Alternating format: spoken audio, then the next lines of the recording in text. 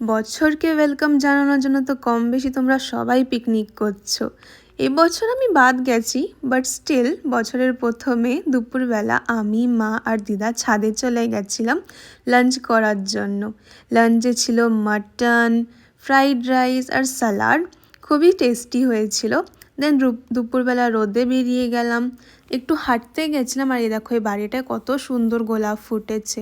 আর ইনি মশাই তো আমাদের দেখে ওনার খুশির ঠিকানাই ছিল না, ছাড়ছিলই না।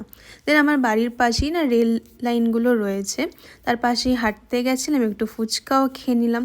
আর এই যে রেল লাইনের ধারে দেখো কি সুন্দর সর্ষে ফুল চাষ হয়েছে, চারিদিকে হলুদে হলুদ ভরে গেছে, দেখো কি সুন্দর লাগছে না। দেন আমাদের বাড়ির সামনে আজকে সবাই জড়ো হয়েছিল।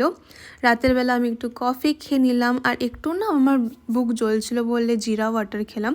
তোমরা নিউ ইয়ার কী করে কাটালে জানিও। Bye bye.